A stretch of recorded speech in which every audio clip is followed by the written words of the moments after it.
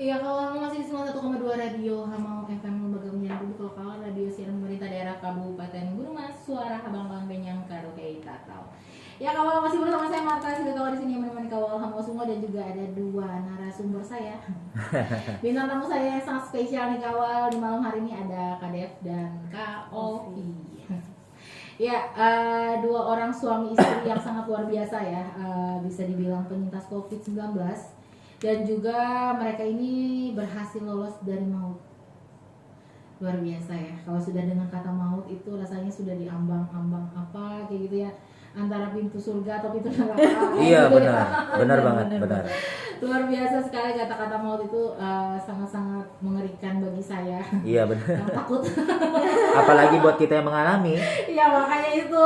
Nah, jadi spesial sekali ya mengundang mereka berdua pada malam hari ini untuk berbagi informasi, berbagi motivasi juga, Betul. berbagi edukasi juga. Betul. Pokoknya semuanya serba berbagi lah kita malam hari Iya, ini betul. ya. Sampai makanan pun saya dibagi. Luar biasa sekali nih kawal. Oke, melanjutkan kembali nih. Oh ya, sorry banget ya untuk ada kedengaran suara batuknya Kak Dev nih ya. Mungkin kita di sini bisa kita jelaskan dulu nih Kak Dev sedikit nih, untuk batuknya ini Batuknya masih ada ya. Tapi untuk Kak Dev nih udah negatif. Ya, udah Iya. dia sudah bisa kemana-mana lah kayak Betul. gitu ya. Dia sudah negatif dan dia juga sudah bersih nih ya. Nah itu juga yang mau kita bagi malam ini, edukasi tentang para pasien post covid itu. Oke, siap. Salah satunya karena apa? Terus terang aja Marta dan juga semua kawal Hamau di luaran sana, secara medis saya sudah dinyatakan negatif, saya dan keluarga istri dan anak saya sudah dinyatakan negatif di hari ke-11 di tanggal 2 Mei. Oh, berarti nggak sampai 14 hari? Nggak sampai. Hari Puji ke-11. Tuhan, puji Tuhan itu entah kenapa saya itu kayak mutan kali ya. Oke. Orang dengan kemampuan memulihkan diri lebih cepat dibandingkan kondisi normalnya. Nah, jadi di hari ke-11 saya sudah dinyatakan negatif. Cuman kenapa saya masih batuk? Ibarat kata tuh gini. Kita itu sedang perang. Oke.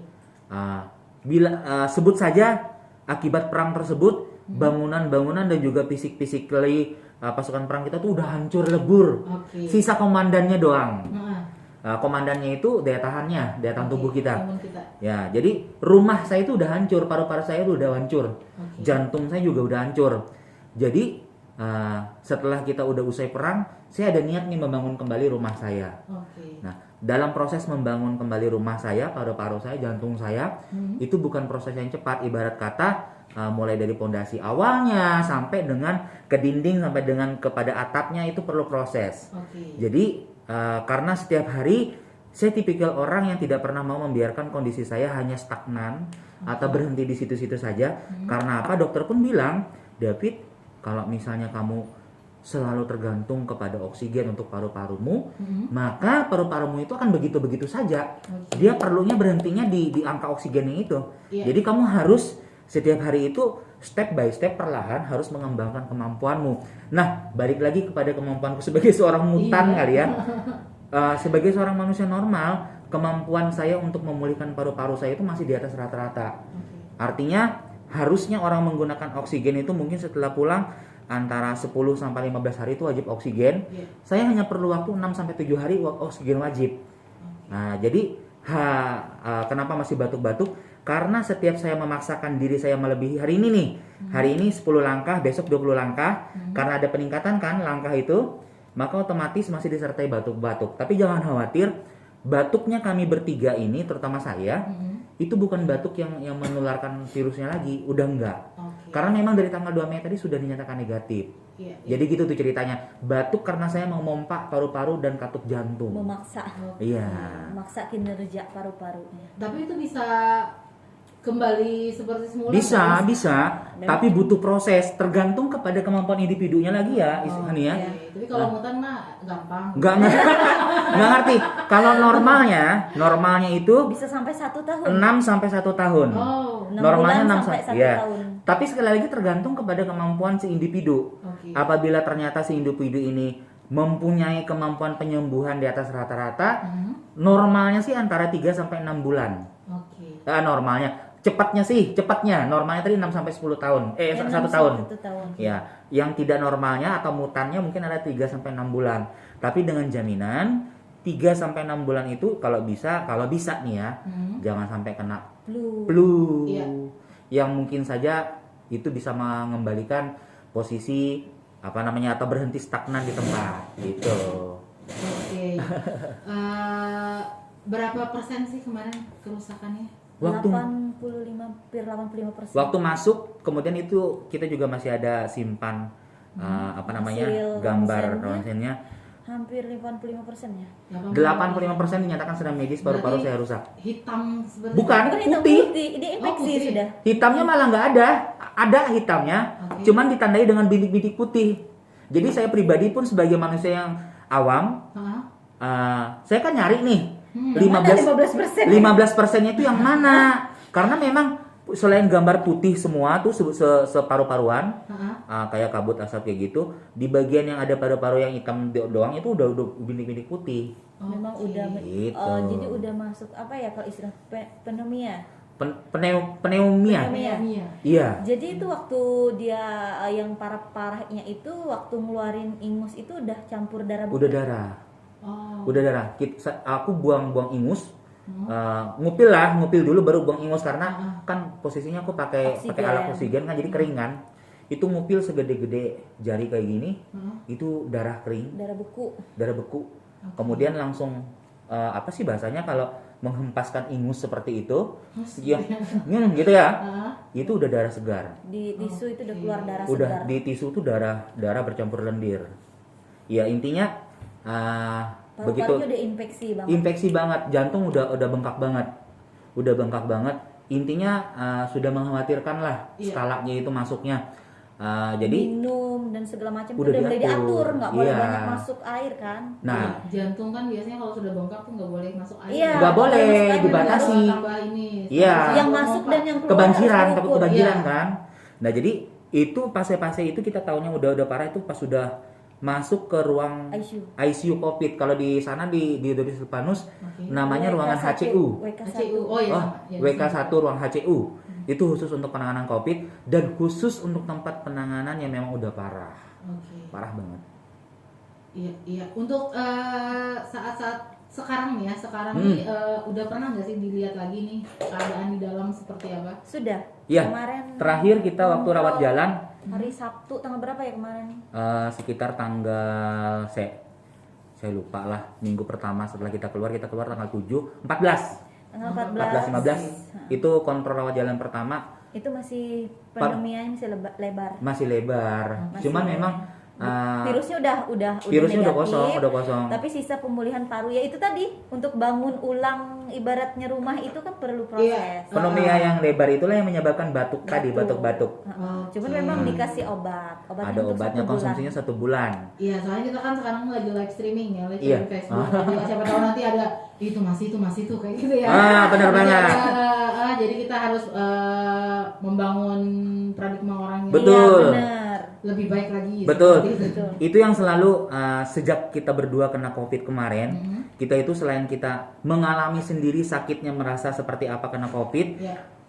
kita memanfaatkan kita berdua sebagai seorang public figure yang otomatis semua media sosial kita pengikutnya lumayan banyak. Iya. Kita berjanji kepada diri kita sendiri aja, nggak sama orang. Bagaimana caranya kita menggunakan media sosial yang kita punya, memanfaatkan orang-orang yang kita punya mengikuti kita itu untuk mengedukasi Oke. segala hal tentang COVID, termasuk bagaimana sih caranya memperlakukan bekas pasien COVID yang sudah sembuh. Oke. Karena memang di luaran sana yang banyak kita temui ya, Hani, ya, Masih takut. bukan cuma masih takut, semua pasien-pasien COVID Iya. itu dijauhin. Iya betul. Iya benar. Dijauhin, dikucilkan, tidak mau ditemenin, Ya. seolah-olah mereka itu adalah ibarat kata bukan aib, seolah-olah mereka itu seekor anjing yang siap menerkam, bisa menerkam virusnya. Padahal itu paradigma salah banget. Kita berani dikeluarkan dari rumah Iya. sakit, itu artinya kita kan udah bebas. Ya. Kebanyakan orang kan berpikiran seperti itu. Betul. Jadi gara-gara kelakuan apa sih ya, tindakan dari masyarakat yang seperti Kak Dev bilang tadi ya. Iya. Kak Dev bilang tadi itu, jadi mereka tuh kalau misalkan ada apa-apa tuh malah takut untuk Takut. mengutarakan. Jadi terjadilah sepertinya bullying sosial Iya, di kalangan betul. masyarakat. Padahal kalau boleh jujur nih ya, Iya. secara medis yang justru takut ini kita pasien kita yang post-COVID. post-COVID. Oke. Kepada orang-orang yang tidak pernah kena COVID di luar sana. Karena apa? Selama 3 sampai 6 bulan ke depan setelah kita dinyatakan negatif, Iya. kita sedang membangun imun. Oke. Mengembalikan imun. Paling cepat itu 6 bulan mengembalikan imun normalnya. Tapi entah kalau mutan kayak saya ya. Paling cepat itu 6 bulan ke depan membangun imun. Di dalam kita membangun imun, siapa tahu di luar sana ada yang OTG artinya atau carrier. Artinya entah Marta yang nggak pernah kena COVID, tapi di dalam badan Marta ini ada benih-benihnya ini virus. Iya, betul. Kena lagi ke saya, padahal saya ini kan lagi membangun imun. Iya. Udah metong lagi saya. Drop lagi. Iya. Nah, itu justru sebenarnya kalau teman-teman Hamau di sana tahu, yang takut sama teman-teman Hamau itu justru kami yang pasien COVID. Iya. Nah, karena apa? Karena kami sudah bisa mengenali sedikit banyak kemampuan kami itu udah di atas orang yang sudah vaksin. Iya. Sedikit banyak kami bisa mengenali virus itu tersebut, tapi karena imun kami lemah, Oke. kami mudah terjangkiti lagi. Iya. Ibarat flu aja sekarang memang nggak Mudah kena nggak boleh, kalau kita nggak boleh berdua. sebenarnya. Iya. Flu pun sebenarnya sekarang ini lagi Iya. makanya harus pakai masker. Oh. Iya benar Nggak banget. boleh kena flu. Nah itu yang mau kita edukasi ke masyarakat bahwa tolonglah jangan bullying sosial seperti itu terjadi di masyarakat. Betul. Jangan pernah mengucilkan pasien post COVID. Justru yang sebenarnya itu kalian yang tidak pernah kena COVID ataupun kalian yang belum divaksin itu yang menjauhkan diri dari mereka. Iya. Siapa tahu kalian membawa virus-virus tersebut kepada mereka. Betul sekali, iya. Itu satu. Oke, itu satu pelajaran yang menarik juga ya untuk kita semua malam hari ini nih ya. Jangan pernah membuli dan juga Betul. tolonglah jaga diri Anda dan Betul. juga jaga orang-orang yang ada di sekitar Anda. Betul. Apalagi orang-orang yang sudah pernah kena Betul. COVID-19 ini. Betul. Kita tahu banget kondisinya parah itu seperti apa. Tahu banget karena saya terus terang saja 7 hari mengalami posisi antara hidup dan mati. 7 hari Oke. kritis. Iya, oke, kita sekarang masuk nih ya ke inti dari cerita kita malam hari ini nih ya, ke intinya tadi. Tadi kan udah perjalanan dari Kuala Kurun. Kuala Kurun sampai ke UGD. Palangkaraya, UGD Doris Silvanus ya. Oke, UGD Doris Silvanus yang kita tahu kalau Doris Silvanus ini memang sentralnya rujukan COVID-19 di Kalimantan Tengah. Iya. Oke.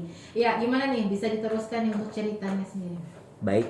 Untuk meneruskan mungkin istri saya yang Oke. berproses Jadi memang panjang. tadi kan sudah Iya. sampai UGD ya. Iya. Begitu kita sampai UGD, kita dilakukan swab, kemudian keluar hasilnya positif. Jadi kita sebelum dilakukan swab, kita udah masukkan surat tanda tangan bahwa kita menyetujui untuk isolasi. Oke. Untuk dirawat di ruang isolasi sementara hasilnya keluar. Iya. Dan saya pun menyetujuinya demi keselamatan kita bersama kan. Iya. Jadi setelah hasilnya keluar itu positif, udah kita langsung waktu itu masih di ruang perawatan biasa di ruang WK4 waktu itu. WK4 kamar 8 gitu. Kamar 8 waktu itu. Malam itu dia memang masih posisinya lemas, cuman masih pakai oksigen yang Biasa aja, yang pakai masih selang. dari hidung. Yang hidung. Dari hidung kan. Iya, iya, iya. Terus besok harinya kondisinya semakin drop. Terus dokter paru kunjung kan, dokter paru datang. Waktu itu dokter Itna yang menangani dokter paru. Dokternya itu ada 3, ada orang 3. satu pasien itu 3 tim. 3 Jadi orang dokter dalam satu tim. jantung, dokter sanggap waktu itu, dokter Penyakit dalam. dalamnya dokter Budi, sama dokter paru timnya Dokter Itna dokter Warnida. Itna Warnida. Iya. Jadi waktu itu memang dokter Ina yang Mengetuai kontrol rutin, dia. Terus dilakukan waktu itu disuruh untuk mencari plasma darah karena melihat kondisinya yang semakin Makin memburuk parah. kan. Tapi waktu mencari plasma darah kita sudah dipindahkan posisi kamar ke ruang HCU tadi. Cuman waktu itu kan pas dia kunjungan itu kan langsung disuruh untuk ganti lagi oksigen ini. Iya. Karena Menggunakan yang lebih dinilai tinggi. sudah nggak mampu kan oksigen yang selang biasa itu diganti pakai oksigen yang apa ya namanya itu yang kayak balon gitu. Yang ada balonnya. Yang ada balon bawahnya itu. Nah, iya. Digantilah itu sampai pertamanya di angka 10 karena Naik angka lagi. 10 nggak mampu akhirnya di angka 5 dan itu pun saturasinya Tetap. hanya 89. 88 Yang 89. sudah PCR tadi cuman Kadef aja atau semua? Oh ya, Iya. kita sempat cerita lupa. Lupa. Jadi Begitu saya di swab, istri saya ini kan ikut saya. Iya.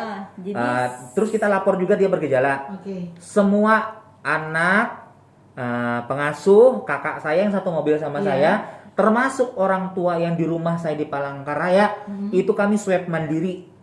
Swab mandiri. PCR ya. Iya, antigen, langsung antigen. Oke. Langsung antigen. Apabila kebetulan berdasarkan hasil antigen itu anak saya tertua reaktif, itu langsung kami tarik ke rumah sakit. PCR. Kita lanjutkan mamanya PCR juga sama anak saya yang tertua dan hasilnya memang positif. Yang lain-lain itu rata-rata kami lakukan 2 kali antigen dan hasilnya negatif semua. Kita ambil aman bahwa saya sudah dinyatakan positif, jangan sampai menjangkiti yang lain dan putusnya di kita aja. Tidak perlulah sampai tim gugus tugas ini men-tracking, sadar diri aja. Bener. Nggak perlu di-tracking. Bener. Buat apa? Karena apa? Tracking itu butuh biaya dan butuh waktu. Uang kita yang tahu mengalami. Jadi satu pesan kita buat teman-teman di luar sana, kalau kita udah tahu di antara kita tuh ada yang positif, jangan tunggu sampai orang tracking. Karena apa? Satu hari itu jumlahnya 12 jam.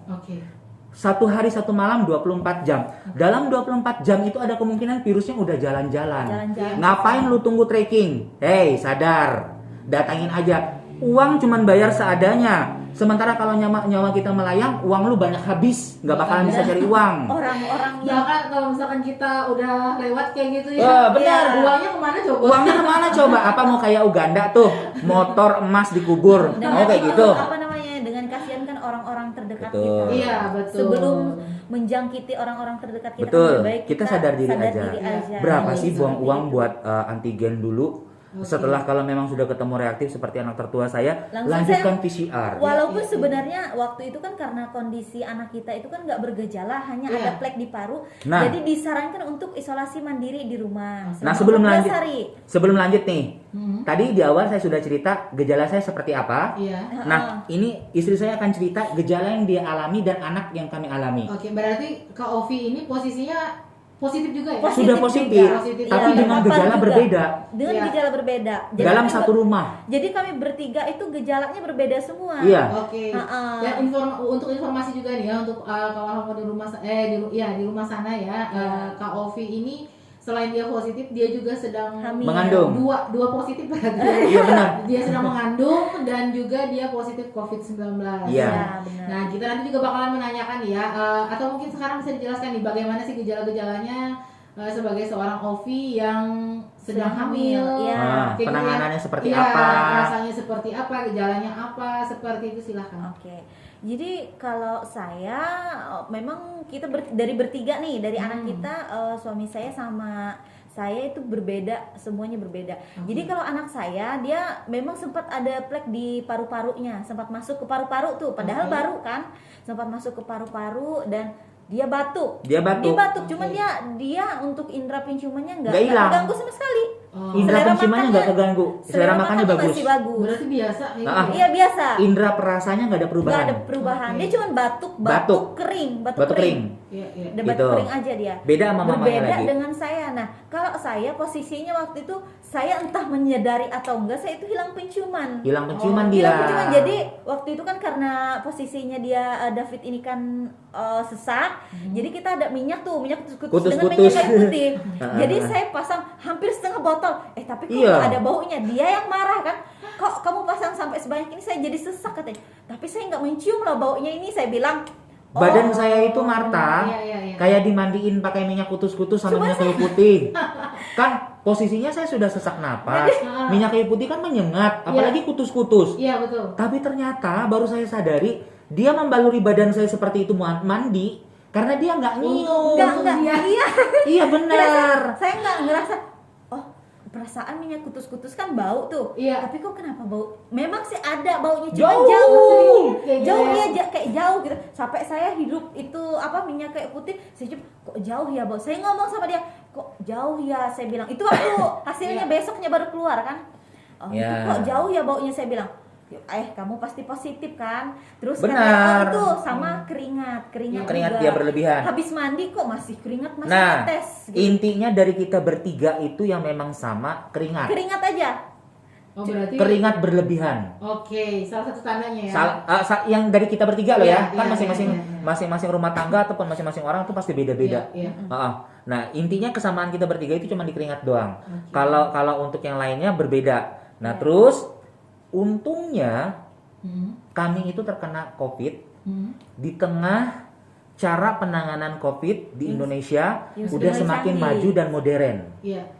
Pada saat setahun yang lalu mungkin saja pasien COVID yang sedang mengandung itu kasihan. Iya, berbahaya. Harus memilih antara isi kandungan sama sang ibu. Iya. Tapi pada saat kejadian kami, puji Tuhannya Ada khusus obat antivirus untuk ibu hamil.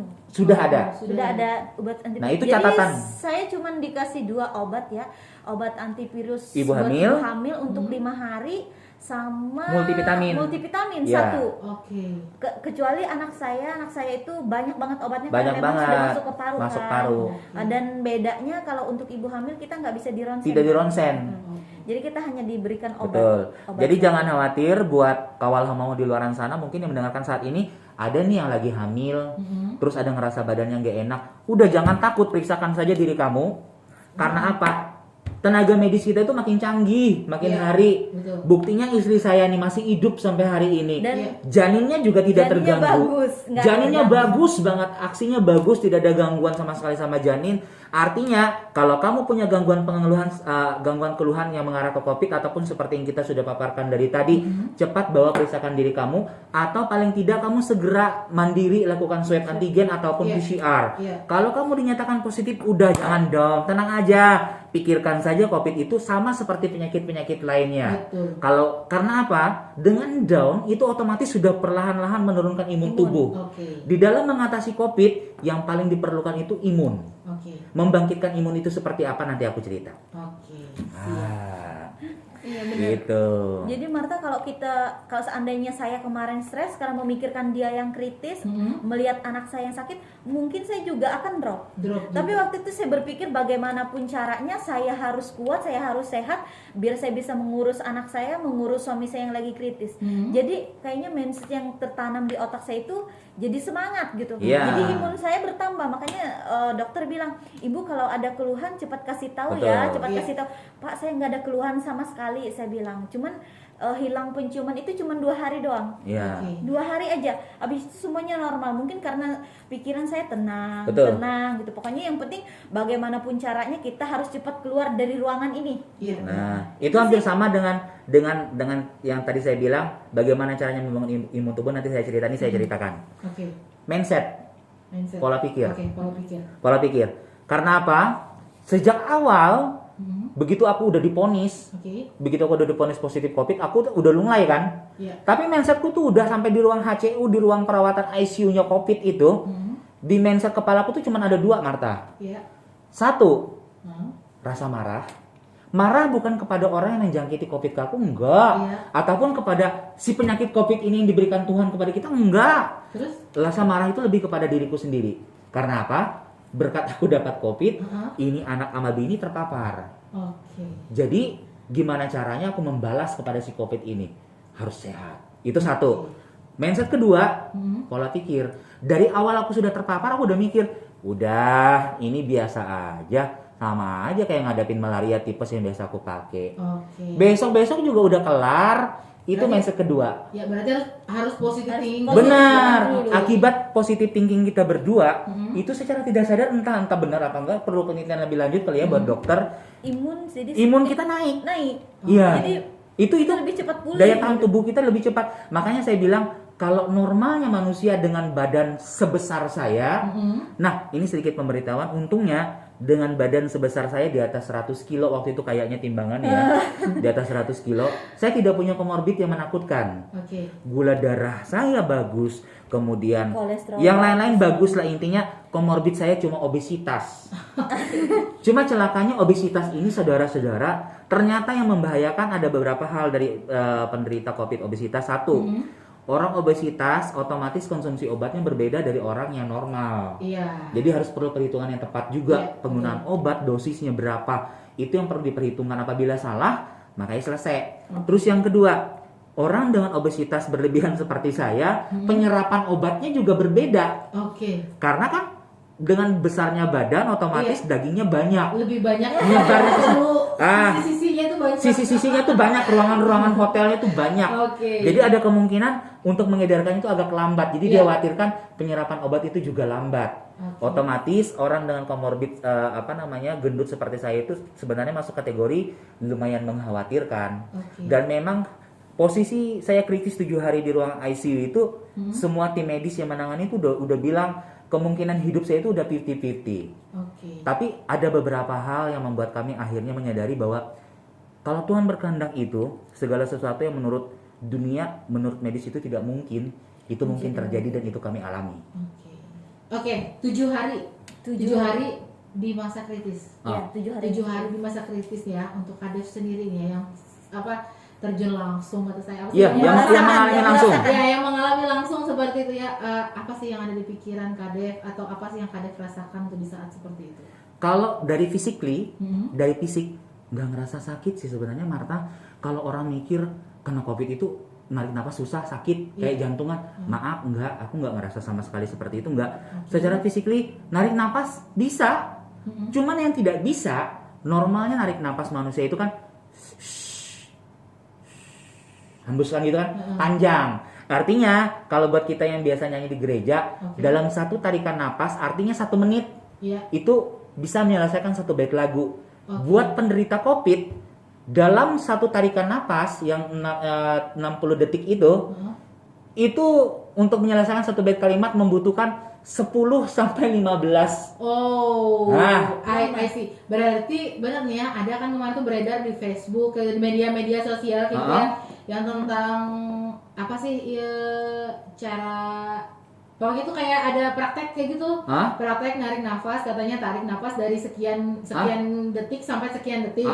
Seperti itu, besok tahan lama tahannya. Kalau misalkan sudah sampai titik yang ditentukan, terus buang kayak gitu, itu tuh berarti tidak terjangkit corona kayak Betul. gitu. Ya, Betul Sedangkan banget. kalau misalkan kita nggak tahan nafas selama titik yang ditentukan tadi tuh, itu ya 50-50 lah sudah. 50-50 dan itu terjadi sama saya. Karena memang oke. selama menangani saya selama 7 hari itu ada namanya fisioterapi. Iya. Fisioterapi ini yang orang yang melihat gejala perkembangan paru-paru kita. Dia ngelatih kayak bukan Gerakan napas, tarik tangan, napas tarik seperti nafas. masih ada nih begini-begini. Oke. Tapi sebenarnya 50-50 juga karena kebetulan saya seorang penyanyi gereja. Saya dari kecil dilatih pola pernapasan berbeda. Iya. Kalau kita penyanyi gereja Diafragma. ada pola pernapasan diafragma, Iya. perut. Nah, menurut saya pola pernapasan yang dipakai fisioterapi itu cukup menyiksa. Oke. Karena apa? Buat penderita COVID, napas itu pendek. Oke. Kalau kita paksakan menarik napas dalam hitungan detik sekian tadi, itu batuk. Oke. Batuk Batuknya kering itu langsung menyiksa berlebihan banget. Iya. Nah, jadi saya nggak pakai itu. Selama 7 hari itu, saya melatih pernapasan saya itu menggunakan diafragma. Oke. Pola diafragma itu saya ingat menurut coach saya dulu, pelatih saya dulu, bagaimana caranya menggunakan rongga udara di paru-paru dalam kondisi fase kritis, separah apapun kondisi paru-parumu, tetapi bisa mengeluarkan udara yang menghasilkan suara besar. Itu yang saya pakai dan itu bermanfaat ternyata. Iya. Nah, sekarang selama fase kritis itu kita ada bagian di mana kita diberi mukjizat buat Tuhan, dari Tuhan buat perkembangan saya, termasuk kita dipermudah untuk untuk mendapatkan plasma darah konvalesen. Itu konvalesen. Kemudian kita juga mendapatkan penanganan imunoglobulin atau yang dikenal itu Gamaras bahasa ininya, obat Gamaras yang berasal dari itu teknologi imun buatan sintetis lah intinya, seperti itu. Itu selama fase-fase kritis. Udah jadi waktu kritis kita disarankan sama dokter paru untuk mencari orang yang bersedia menyumbangkan darah. Tapi bukan darahnya, imunnya. Konvalesen tadi ya. Konvalesen tadi. Iya. Jadi untuk informasi gue nih ya, buat kawan hamawan, konvalesen itu makanya saya juga ya termasuk orang yang bingung gitu ya. Konvalesen donor tuh kan biasanya identik sama yang namanya darah gitu ya, darah kayak gitu ya. Tapi ini kok dilihat, soalnya kan bening ya, bening warna kuning kayak gitu ya. Tapi isinya itu kayak maaf ya kayak air seni ya. Iya benar. Iya. Warnanya agak kuning-kuning oranye kayak air seni Iya, kayak gitu. pokoknya Iya. Kayak kita yang istilahnya enggak juga sih ya kekurangan minum. Pokoknya warnanya itu kuning-kuning gimana? Kuning Iya, benar kayak gitu ya. Ah. Oke, itu tuh terbuat dari apa sih sebenarnya? Itu ya darah juga sebenarnya, cuman kan darah itu dari si pendonor ini setelah melewati screening yang panjang nih ya. Oke. Jadi nggak seperti donor darah biasa yang begitu asal A ya udah A aja gitu. Oke. Asal B aja. Ini kan sekarang ada B+, A+, Ya. Iya. amin kan. Heeh. Jadi bener-bener harus diperiksa sedetail mungkin, di screening sedetail mungkin dan dicocokkan lagi nih sama si pasien. Kalau memang sudah kecocokannya sama, barulah bisa keluar hasilnya. Oh, ini si pendonor ini layak Oke. donor gitu. Dalam artian kecocokan yang sama itu banyak. Heeh. Jadi gini, darah manusia itu kan terdiri dari A, AB, B, O. Oh. Itu yang kita tahu dari kecil kan. Iya. Tapi sebenarnya dari golongan darah itu lagi terbagi. Oke. Ada minus dan plus. Khususnya. Saya dapatnya golongan darah B kategori plus. Nah, jadi pada saat itu yang kita butuhkan itu bukan darahnya. Oke. Darah plasma convalescent itu adalah kumpulan imun Oke. dari orang yang pernah mengalami COVID sendiri. Oh, berarti khusus ya. Khusus. Harus orang yang memang Ada kriterianya. Misalnya Oke. Marta. Heeh. Marta ini darahnya sama B+ sama aku. Oke. Bisa menyumbangkan plasma convalescent yang tadi kepada aku. Mm-mm. Tapi syaratnya satu, Hmm. timbangan berat badannya minimal 55 kilo satu. Oh, berarti enggak masuk. Enggak, minimal. Minimal. Oh, minimal. Minimal. Oh, iya. Iya. Terus Kemudian yang tensinya- kedua, ya segala tensi itu udah standar Iya. lah. Iya. Yang kedua, pernah mengalami gejala COVID dari ringan sampai ke berat, Oke. sedang sampai berat, Heeh. minimal 3 bulan. Itu kategorinya. Maksimal 3 Eh, bulan. Maksimal 3 bulan setelah kena COVID. Minimal 2 minggu, setelah kena 12. COVID. Iya. kena Setelah COVID. dinyatakan sembuh, si Marta ini dari misalnya tanggal 2 Mei, 3 bulan di tanggal 2 Mei itu. Oke. Itu maksimal banget. Itu yang bisa menyumbangkan buat saya. Minimal 14 hari setelah dinyatakan negatif. Ya. Oh. Itu paling bagus sebenarnya. Paling bagusnya itu masa-masanya 3 Minimal. bulan paling lama. Paling lama Tapi 3 khusus untuk golongan darah tertentu yang super langka kayak AB, itu boleh sampai Sampai 1 1 tahun. Oh. Maksimal 1 tahun setelah dinyatakan memang itu kan negatif. Oh, ada keistimewaannya sendiri. karena ya? dia- Bukan istimewa sih, karena karena dia langka. termasuk langka. Posisinya kan darahnya langka. Jadi masih bisa lah dimanfaatkan. Oke. Tapi sekali lagi walaupun dapat itu di screening itu namanya, kenapa disebut screening itu fase-fase menentukan cocok tidaknya dari berbagai hal. itu Iya. darah si pendonor itu diuji lagi. Diuji. Iya, diuji lagi. Dari sel-selnya, segala macamnya lah. Apakah sama dengan si pasien? Imunnya harus ada ambang batasnya. Ambang Kalau batasnya nggak juga salah ada. itu sampai 350 atau berapa gitu. Ada ambang batasnya. Ada ambang batasnya juga. Jadi kalau di bawah standar itu ya nggak bisa. Itu Ada- ceritanya. Oke. Entah apa ya istilahnya itu kita juga lupa. Nah terus waktu pemberiannya juga nggak sembarangan. Hmm. Jadi ceritanya si plasma ini tadi udah dapat nih ya di tangan Iya. kita. Kalau waktu memberikan kepada si pasien, Hmm. si pasien ini udah imunnya sudah drop duluan. Artinya si pasien ini komandan imunnya tuh udah mati duluan di perang. Oke. Walaupun disuntik dengan si plasma darah yang sudah didapat tadi, itu nggak ada gunanya.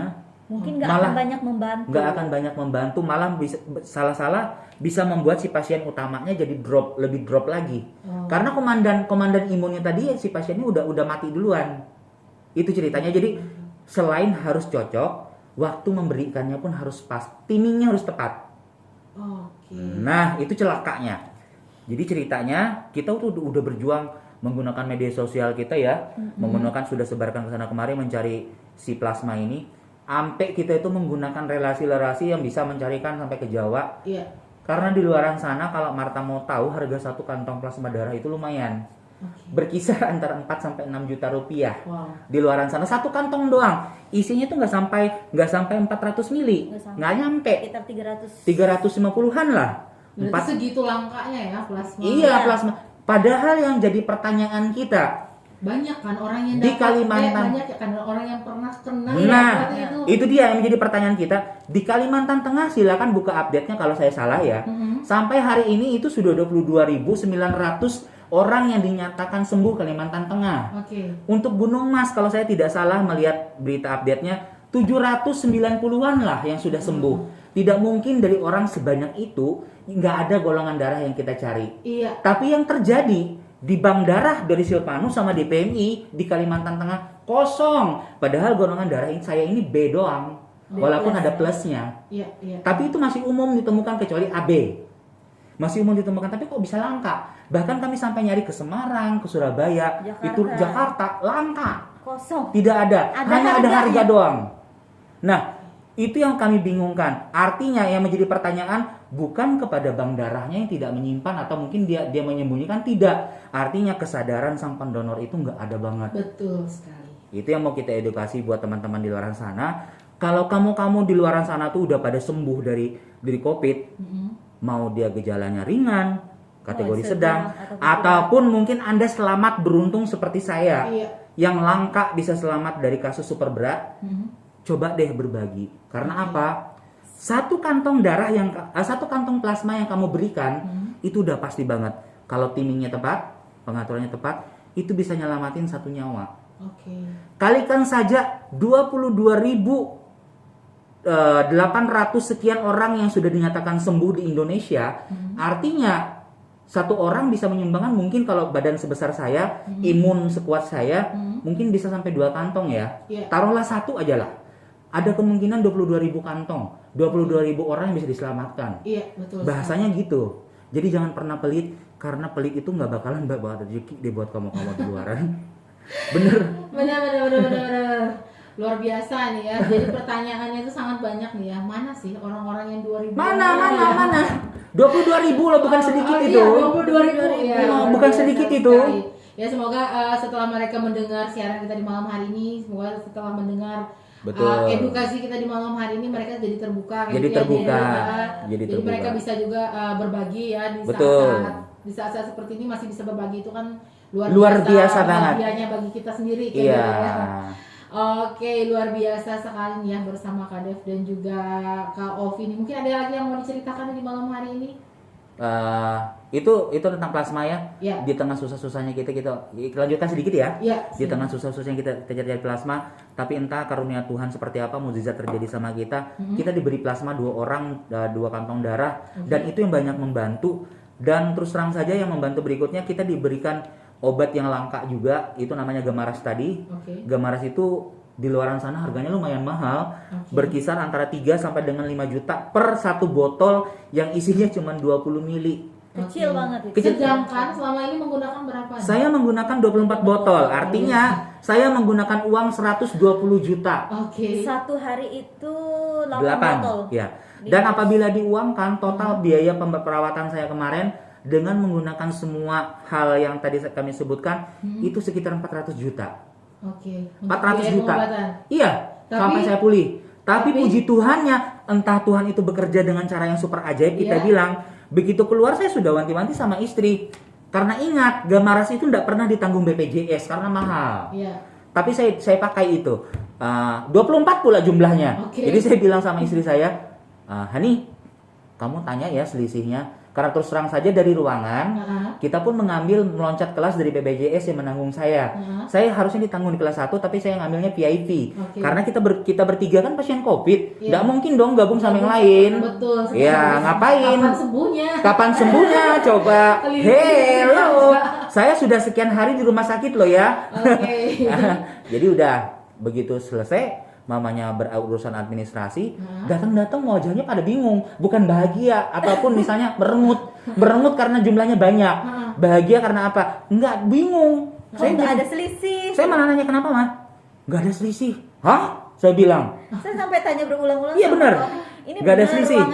Ruangan karena kita kan udah pindah ke ruang biasa. Betul. Ya. Ini benar, ini nggak ada selisihnya. Kita kan naik VIP. Nggak ada, Bu. Ini memang benar-benar nggak ada selisih katanya.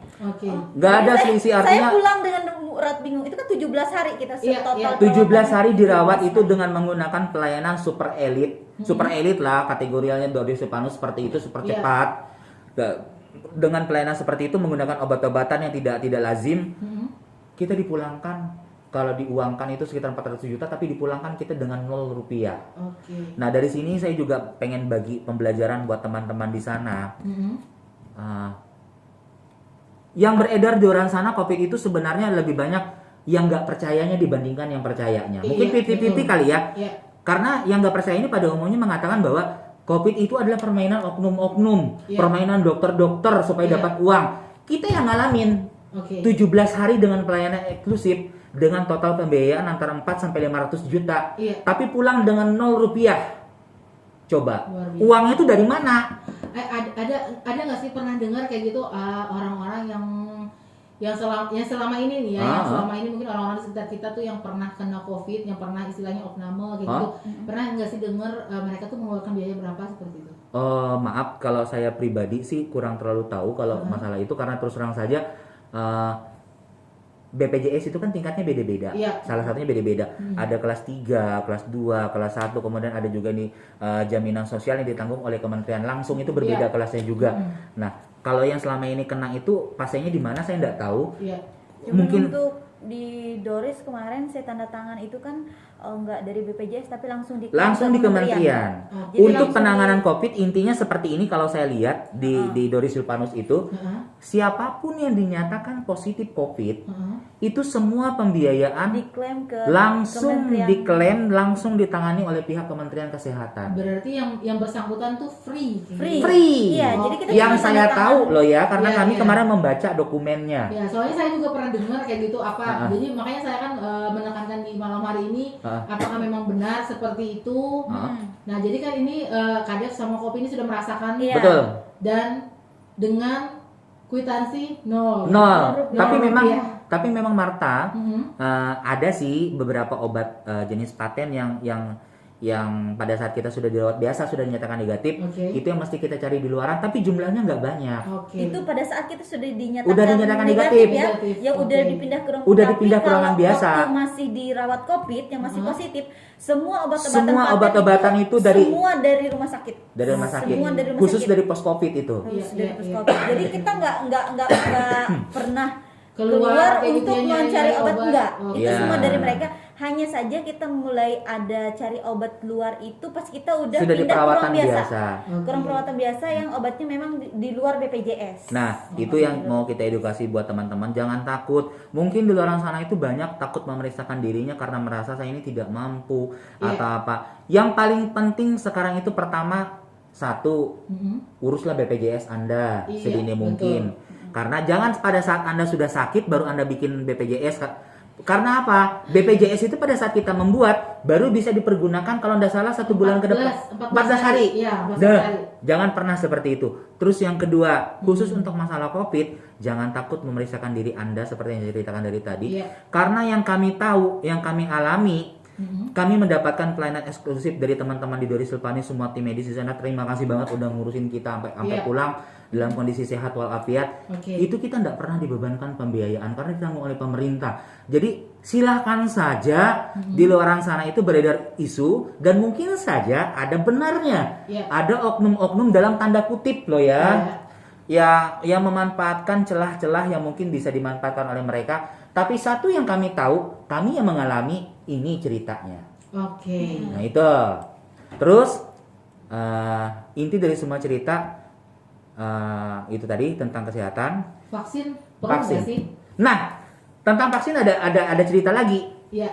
Jadi pada hari ke-14 setelah kita dinyatakan setelah kita pulang ke rumah, kita kan rawat jalan dan isolasi mandiri di rumah untuk memastikan bahwa kita benar-benar sehat. Saya merasa sebagai seorang pegawai negeri sipil, saya harus punya tata administrasi kepegawaian kan terkait dengan izin dan pembenaran bahwa saya memang dirawat medis. Kita berangkat ke rumah sakit Doris. Pada saat berangkat ke rumah sakit Doris meminta surat keterangan bahwa saya memang dirawat benar dengan bukti pendukung lainnya. Kita ketemu beberapa dokter yang menangani saya, termasuk dokter kandungan istri saya, Dr. Uli. Iya. Wajar dong sebagai orang awam nanya, Iya. dokter, saya ini nanya nih, Heeh. to the point aja ya. Kita kan udah post covid nih. Oke. Ada beberapa simpang siur berita di luar sana. Kalau bagi penderita covid nggak perlu vaksin. Iya. Bagi yang tidak penderita covid wajib vaksin. Benar nggak sih dok? Ya penasaran juga. Iya. hey, dokternya bilang gitu, dokter Lili bilang gitu. Walaupun kalian berdua ini kena COVID, Iya. 3 bulan ke depan memang nggak bisa divaksin kalian. Iya. Karena apa? 3 bulan ke depan itu kan imun kalian super lemah. Masih masa pemulihan. Tetapi lewat 3 bulan ke depan kalian berdua tetap wajib vaksin. Oh. Dokter bilang kayak gitu. Karena apa? Yang vaksin aja bisa kena, bro. Bener. Yang vaksin aja bisa kena, bro. Apalagi yang nggak vaksin. Oke. Iya, itu satu. Terus hal berikutnya, lu udah kena COVID. Oke. Secara otomatis di badan lu udah ada alarmnya nih. Iya. Tapi satu, alarm lu tuh perlu ditambah. Oke. Siapa tahu imun lu lebih rendah. Oke. Kan perlu ditambah nih. Makin Iya, beruntung iya, dong.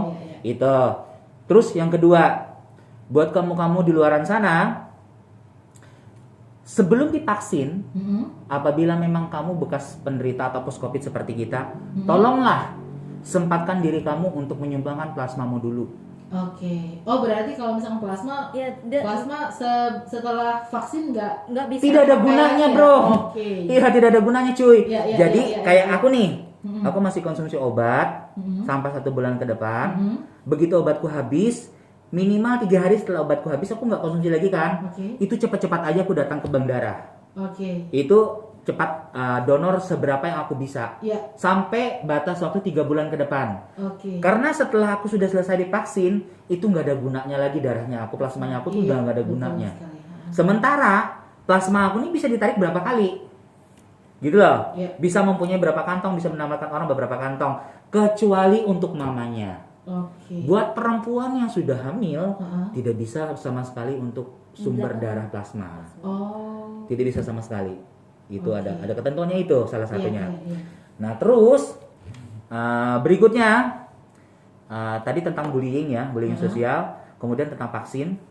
Nah, bicara tentang vaksin kembali, Heeh. halal apa enggak sih? Nah bicaranya gitu kan, di luar sana pada banyak. Iya, Maaf, siur ya.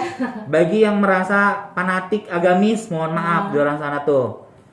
Hei, kamu-kamu di luar sana yang tidak percaya tentang vaksin, tidak percaya tentang corona, besok-besok boleh main ke kurung seberang. Yuk, kita lagi panen jagung nih. Oh gitu. Nyerang saya ke seberang, kita ngopi sambil makan jagung Makan rebus jagung, di gitu depan, biar kita ngobrol-ngobrol nih tentang COVID. Oke. Nah, satu, COVID itu nyata. Oke, sip. Satu itu, Mhm. saya nih pasien yang sudah selamat dari matinya. Oke. Secara medis saya sudah di 50% dinyatakan mati. Iya. Tapi secara ilahi saya masih diselamatkan. Hmm. Itu satu.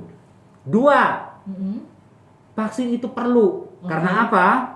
Untuk menekan laju perkembangan COVID, Mhm. itu satu-satunya cara kita harus menciptakan herd immunity. Oke. Sebenarnya cara menciptakan herd immunity itu ada 2. Iya. Satu, menembak seluruh masyarakatnya dengan COVID Oke. dengan pilihan lu mati ya udah lu kada bakalan nggak bakalan kebal. Iya. Yang hidup itu artinya sudah herd. Oke. Sudah.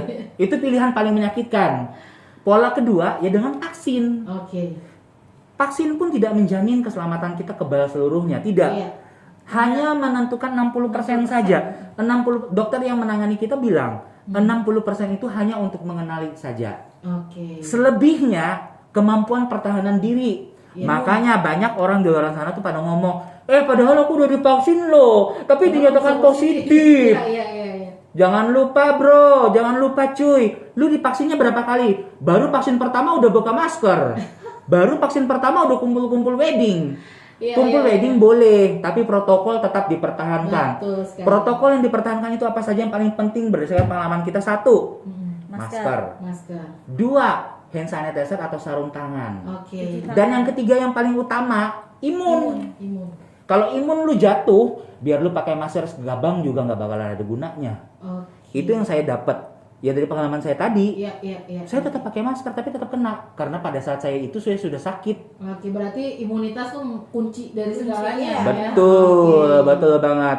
Itu kalau bicara vaksin. Terus bicara vaksin halal apa enggak? Sebelum mengeluarkan vaksin, Mhm. itu melalui uji klinis itu banyak banget. Iya, betul. Yang saya tahu kakak saya udah bilang uji klinis untuk vaksin itu paling tidak minimal dia menempuh dari puluhan dari satu orang loncat ke ratusan, loncat ke ribuan orang divaksin, dan itu membutuhkan rentang waktu tidak sebentar, minimal 1 tahun sampai bertahun-tahun. Nah, kemudian mengenai uji kelayakan, sebelum diedarkan ke masyarakat, itu dikumpulin tuh semua pakar-pakar agama se-Indonesia, sedunia, bukan cuma se-Indonesia, sedunia Bu. Ya, yang dari Konghucu, Buddha, apa, dijelaskan bahan-bahannya tuh apa. Nah, jadi ya udah, vaksin itu sudah pasti. Kalau semua sudah mengeluarkan fatwa halal, jangan khawatir. Toh di Indonesia juga untuk vaksin yang berlaku sekarang sudah ada fatwa MUI-nya halal. Iya kan? Ngapain ragu coba? Itu kalau dari Islaminya. Kalau dari sisi agama yang lain, jangan khawatirlah. Lebih baik kita menjaga diri dulu, ikuti vaksin yang ada. Nah, setelah vaksin yang perlu diketahui, untuk membentuk radar di dalam tubuh nih, vaksin itu membutuhkan waktu. Karena kan dia menyuntikkan vaksin mati kan ke dalam badan kita. Jadi untuk imun kita ini membaca si vaksin mati itu kan banyak nih, ribuan nih. Perlu waktu 2-3 bulan. Selama 2-3 bulan jeda waktu tersebut, tolong prokes tetap ditetapkan. Nah, kenapa tetap bisa terjangkit walaupun sudah 2 kali vaksin? Ya karena selama rentang waktu dia membaca tentang si virus ini tadi, si pelakunya lengah. Sudah Buka masker, nggak pakai sarung tangan, cium sana cipika-cipiki seperti dulu. Nah, itu membuka celah buat si virus masuk. Karena apa?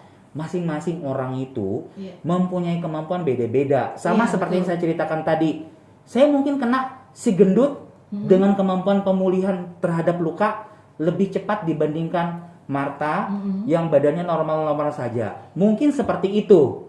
Atau seperti istri saya. Nah, beda-beda di situ. Jadi tolong dibedakan, jangan ngerasa, "Ih, aku ini sehat nih." Nggak pernah ngerokok. Nggak pernah minum. Jangan salah. Kakak saya nggak pernah ngerokok, nggak pernah minum, tuh hampir mati itu kena jantung.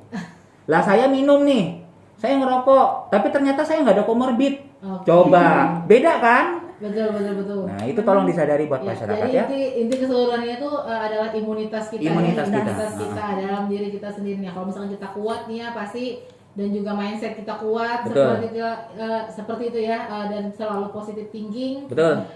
Pasti kita semua akan bisa menghadapi segalanya. Betul banget, betul. Oke, jadi nih ya, balik lagi nih ke pertanyaan kita pertama. COVID itu nyata nggak sih? Duluan deh. Istri dulu. Sama-sama. 1, 2, 3. Nyata. Oke. Jadi karena seperti ini ya. Kalau misalnya kita ibaratnya, kalau misalnya bersyukurlah kalau misalnya kamu COVID-nya kena yang biasa-biasa aja. Biasa-biasa aja. Iya, bersyukur.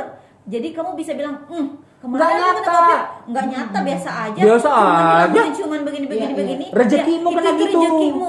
Iya. Bersyukur kamu masih dikasih seperti itu kan. Atau kamu hasil PCR ini positif, tapi kamu nggak ngerasain apa-apa gitu, maksudnya biasa aja, nggak ada hilang penciuman atau apa, cuman batuk-batuk atau apa, itu rezekimu. Tapi yang OTG OTG kan yang tanpa gejala kan bersyukur sekali kamu dikasih seperti itu kan. Jadi yang benar-benar gimana kami bisa bilang ini mujizat karena memang saya mengalami sendiri COVID yang memang benar-benar parah yang hampir merenggut nyawa suami saya sendiri. Betul. Dan saya saksi hidupnya. Makanya saksi hidupnya gitu. Seandainya dibilang ini bohong atau ini cuma permainan. Kita ngalami. Kita ngalamin emang bener-bener luar biasa perjuangan dia mencari untuk napas aja. Untuk napas aja susah. Kita sekarang bisa bernapas seperti ini, dapat oksigen gratis, itu syukur banget. Kalau kemarin seperti yang Marta lihat, kita aja main ke Hamau, bisa dibilang. Kasih tahu deh. Lengkap ya. Marta mungkin bisa lihat ini apa nih? Oksigen. Oksigen saya masih ngantongin loh. Coba. Oksigen. Terus ini saya ngantongin apa nih? Harus dibawa. Ini alat saturasi. Alat pendeteksi saturasi dan jantung. Kemana-mana terus terang aja selama beberapa bulan ke depan saya harus kantongin ini karena apa? Takutnya saya kolaps, hilang napas, saya harus tembak pakai oksigen.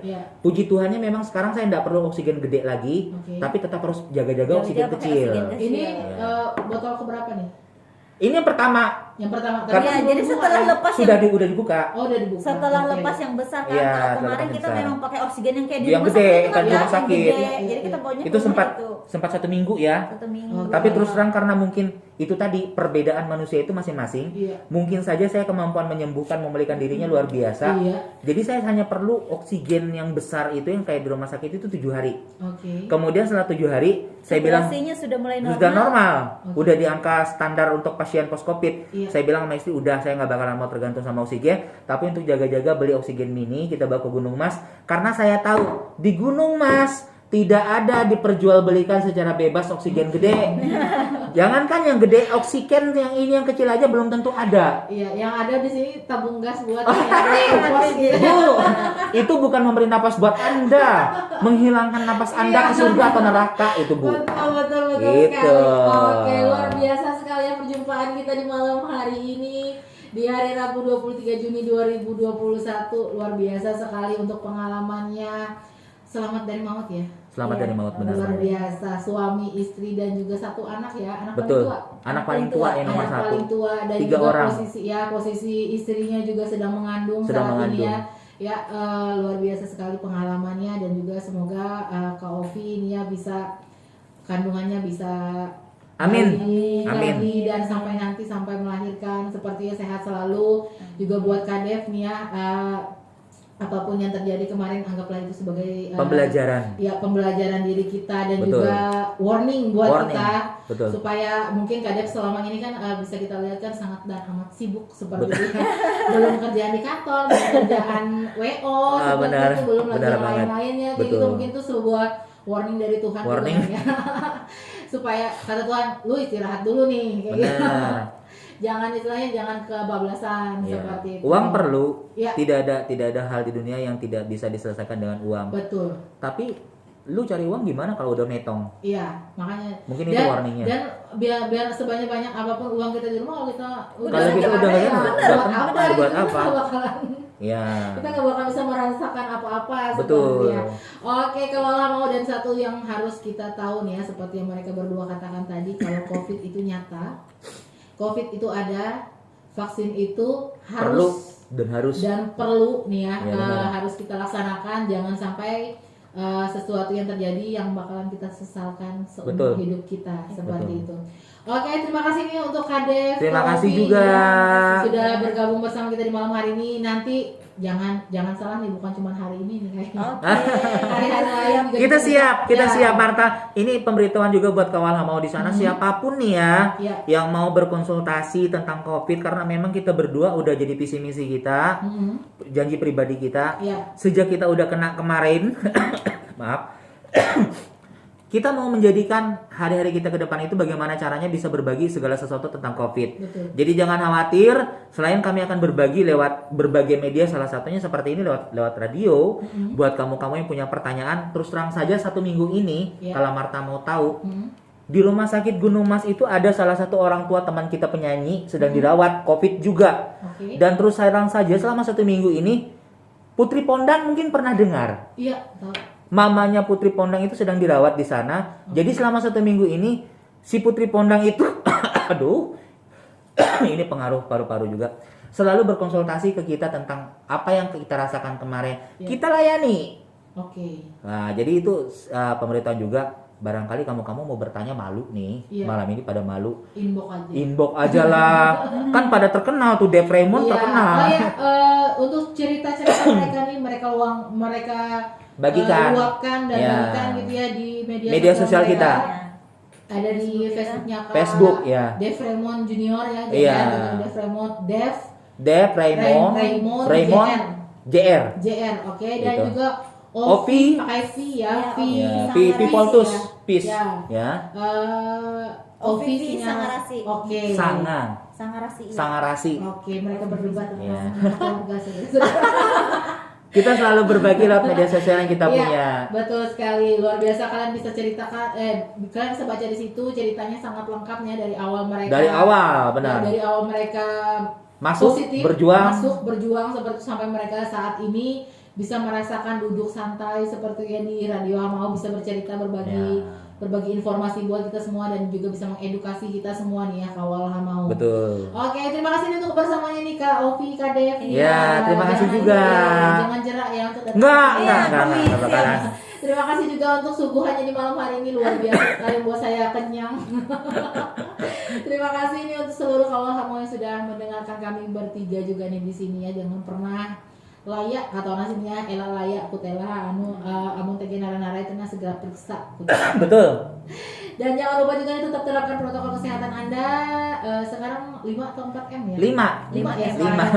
Ya, yang pastinya nih yang saya tahu ya dari kelima itu tuh memakai masker, mencuci tangan dengan sabun di air yang mengalir, terus menjaga jarak, menjauhi kerumunan dan tidak melakukan makan bersama. Oke, tidak melakukan makan bersama. Itu yang terbaru saya tahu. Iya, betul sekali. Luar biasa ya untuk topik kita di malam hari ini. Oh ya. Ya. Terakhir mungkin Marta bisa ingatkan tentang Delta, virus Delta yang terakhir itu yang terbaru. Oh, Delta itu tentang yang dari India. Varian ya? India terbaru yang sudah ada di Gunung Mas itu. Oh gitu. Oh mungkin Kak itu yang lebih tahu. baik. Silakan. Ini mohon maaf meminta waktu sebentar karena terus terang saja kita ada membaca beberapa pemberitaan bahwa sekarang ternyata di Gunung Mas itu udah masuk varian terbaru dari virus coronavirus ini yang COVID-19 ini yang jenis baru yang dari India. Oke. Ada di Gunung Mas menurut pemberitaan ya. itu. Untuk diketahui itu tanpa gejala sama sekali seperti yang hampir mirip saya alami. Oke. Tapi kemampuan membunuhnya 2 kali lipat. Oh. Kemampuan menularnya 2 kali lipat. Oke. Dokter Ruli yang kemarin kita temuin ngomong di komplek dia itu komplek dokter itu paling aman di Bandung. Okay. Tapi dalam waktu sebulan Dalam semua waktu 1 minggu itu semua kena. Wow. Dan meninggalnya sudah beberapa orang. Ada sudah 4 orang yang meninggal. Iya, itu cerita. Dalam waktu 1 minggu. Jadi Bandung sekarang zona hitam. Oke. Kemudian Solo, Semarang zona hitam. Jangan sampailah kita seperti itu. Iya. Proteklah diri Anda masing-masing. Karena terus terang aja, kalau Anda memprotek diri Anda sudah sedikit banyak menyelamatkan orang di sekeliling Anda. Betul. Terutama orang-orang tersayang. Orang-orang tersayang lah, gitu. Jangan lihat yang lain ya. Lihat apa yang ada di rumah Anda. Benar. Gitu. Jangan sampai orang-orang yang Anda kasih terpapar juga. Benar. Lebih baik menjaga daripada mengobati. Betul. Kesehatan. Oke, luar biasa nih Kawal Hamo. Terima kasih nih untuk informasinya nih Kak Devia. Luar biasa sekali untuk pengalaman kita di malam hari ini. Dan Kawal Hamo tetap jaga protokol kesehatan Anda dimanapun Anda berada nih ya. Kalau yang nggak perlu amat gitu, mending di rumah aja seperti itu. Oke Kawal Hamo. Terima kasih untuk bersamaannya hari ini nih ya, dari awal tadi dari pukul 7:30 ya kita mulai tadi ya sampai saat ini. Terima kasih dan kami bertiga juga mohon maaf apabila ada salah-salah kata atau ada kata-kata yang kurang berkenan di hati Kawal Hamo semua. Terima kasih, sampai jumpa di lain kesempatan. Selamat malam, selamat tidur, selamat beristirahat dimanapun Anda berada. Dan dadah. Dadah.